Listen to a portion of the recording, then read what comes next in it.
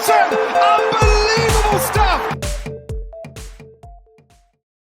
Howdy YouTube, we're back this week at the Circuit of the Americas after a weirdly long break. Honestly, whoever made this calendar should be fired. Anyway, this is one of my favorite races as it takes place in my home state of Texas. The track is one of the better all-around tracks on the calendar and has certainly had some famous moments. For the first time on US soil, Max Verstappen wins the US Grand Prix. Lewis Hamilton has to settle for second. Then Lance Stroll going into Fernando Alonso. Don't know how much damage I have. These guys are impossible to race with. Mercedes-Benz and their British driver, and he is now a three-time world champion, Lewis Hamilton. Fernando Alonso goes off the track. That's a high-speed crash, and he's made contact with Lance Stroll in the Aston Martin. Let's have a look to see what happened here. He did get very airborne. Last year's winner was Max Verstappen, and I guess I'll be saying that for the rest of the year. Leave me alone! And the lap record belongs to Charles Leclerc, set in 2019 with the SF90.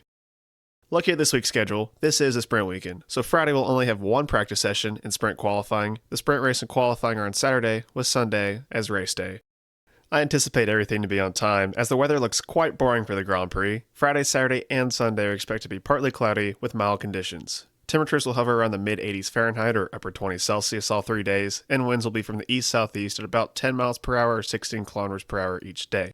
The mild temperatures are due to a lingering high-pressure system, and with no major pattern changes allowed to push out of the area with zonal winds, you're left with this boring weather. In terms of how this will affect the Grand Prix, this is always a two-stopper, and given this boring weather, this will certainly be the case. So expect every team to go with a set of medium tires and hard tires. I'd still expect Ferrari to screw up the strategy. Stay out!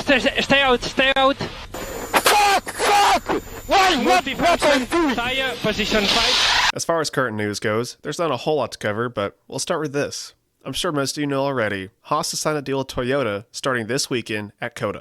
The deal consists of Toyota Gazoo Racing, Toyota's racing division, providing Haas a technical and manufacturing services, giving Toyota a foothold in F1. Duh. Along with Haas providing technical expertise and commercial benefits in return. It's important to note, though, that while this is Toyota's first venture in F1 since they were their own constructor in 2009, they're not joining as an engine manufacturer, so Haas will continue to be supplied by Ferrari going into the 2026 regulations. I'm excited to see this new livery at this weekend's race, and all I can say is bravo, Io Komatsu. Next up, Alpine has finally decided to scrap its engine department, which to me is just sad considering their great pedigree in the sport. Looking back at the days of those Lotus cars, they were iconic. Moving forward, though, it'll probably help them competitively, as French engineering has not done them wonders in the turbo hybrid era.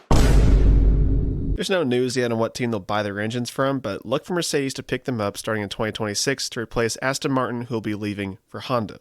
Finally, Formula One is exploring adding new tracks again and bringing back a few to the calendar, namely South Korea, which wants to return as soon as 2026 for a Seoul street circuit. Germany at Hockenheim and Turkey at Istanbul Park are also looking to return, and Rwanda is looking to bring back Formula One to Africa.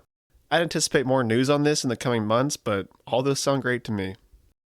In the driver standings, a lot's going to be revealed after this race as every team is bringing major upgrades. With Lando Norris's gap to Max Verstappen sitting at 52 points, if Red Bull's upgrades fail, the margin of error for Max will become 0.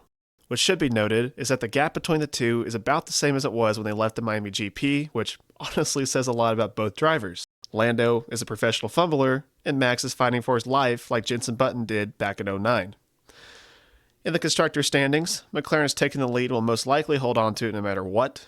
The only question remaining is how far Red Bull will tumble down the standings, as Mercedes and Ferrari are both looking better by the week, nipping at their heels, and both have two competent drivers. As for our predictions for the Grand Prix, let's start with the best 3 teams, worst 3 teams, and my top 5 drivers in order. For the best 3 teams, I'm going with McLaren, Ferrari, and Mercedes. This is a bit harder to predict, as I really don't know how the upgrades are going to affect each car, but based on each team's current trajectory, I think this is fine. As Red Bull really appears to have maxed out the pace of their car's technical design, while the rest have a bit more room for growth.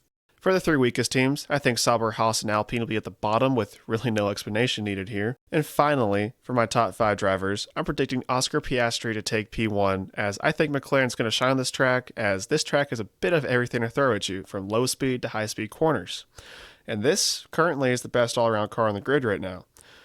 Next, I have Lando Norris and Charles Leclerc in P2 and P3, as both should perform really well, but for Lando, I think Oscar's just in better form at the moment.